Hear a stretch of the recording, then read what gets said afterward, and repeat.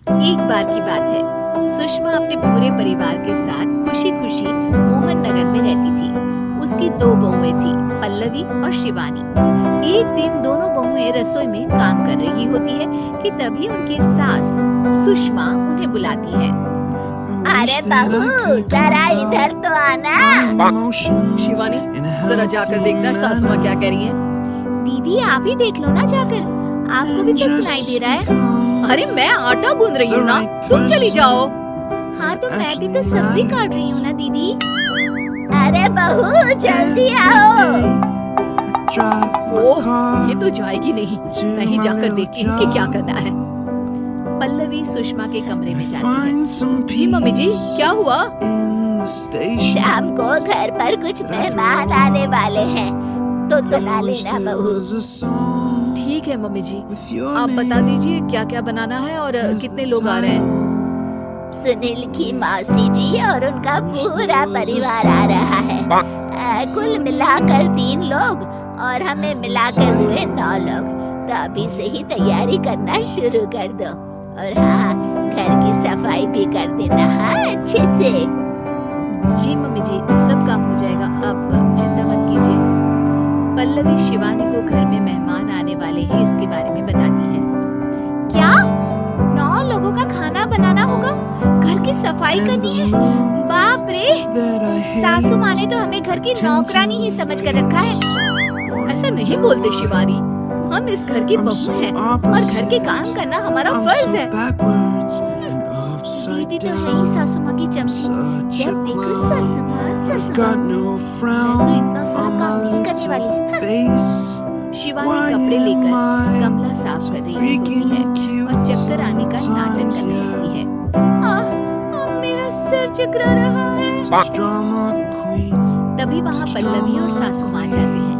अरे बहू, क्या हो गया तुम्हें? मम्मी जी, बहुत तेज सर में दर्द हो रहा है। तुम एक काम करो शिवानी, आराम कर लो। नहीं नहीं दीदी, घर में मेहमान आने वाले हैं, मुझे आपकी मदद करनी चाहिए। अरे कोई बात नहीं शिवानी, तुम आराम कर लो, मैं सब काम कर लूंगी। ठीक है दीदी, अगर आप इतना कह रही हैं तो आराम कर लेती हूँ। शिवानी आराम से अपने कमरे में मैगजीन पढ़ रही होती है। इसे कहते हैं आराम की जिंदगी। इतना सारा काम। चलो सारा काम खत्म हो गया, शिवानी को देखा दी। शिवानी अपने कमरे में ईयरफोन में गाने सुनते सुनते सो जाती है और उसके साइड में मैगजीन भी रखी होती है। पल्लवी वहां आ जाती है और वो सब देखती है। ओहो, तो मतलब सब काम चोरी का बहाना था। अभी बताती हूँ इसको।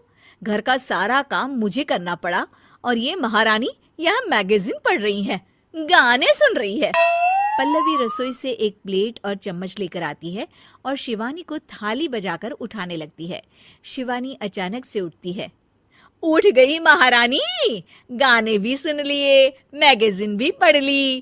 तुम तो बहुत बड़ी झूठी निकली शिवानी। तुमने सर दर्द का बहाना बनाया ताकि काम करने से बच सको। हाँ बनाया बहाना, तो क्या करती, इतने सारे काम करती। मुझे कोई शौक नहीं है चापलूसी का। क्या चापलूसी? तुम्हें लगता है कि मैं सारे काम चापलूसी के लिए कर रही हूँ? और नहीं तो क्या। तभी वहां सासू माँ आ जाती हैं। अरे बहू, वो लोग बस आने ही वाले हैं, तुम तैयारियां कर लो। जी सासू माँ, तुझे तो मैं बाद में देखती हूँ। सब खाना खाने बैठते हैं और खाना शुरू करते हैं। तभी सुनील की मौसी बोलती है। वाह भाई वाह, खाना तो बहुत ही अच्छा बना है सुषमा जी। एक एक चीज में क्या स्वाद है। ये सुनकर शिवानी मुंह बना लेती है। उसे अपनी जेठानी की इतनी तारीफ रास नहीं आती। आपकी बहुएं तो बहुत ही अच्छा खाना बनाती हैं।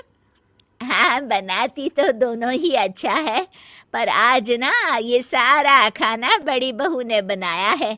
छोटी बहू की तबीयत ठीक नहीं थी, सो इसलिए। मानना पड़ेगा सुषमा जी, आपकी बड़ी बहू तो बहुत ही गुणवान है। पल्लवी की तारीफ सुनकर शिवानी को जलन होती है।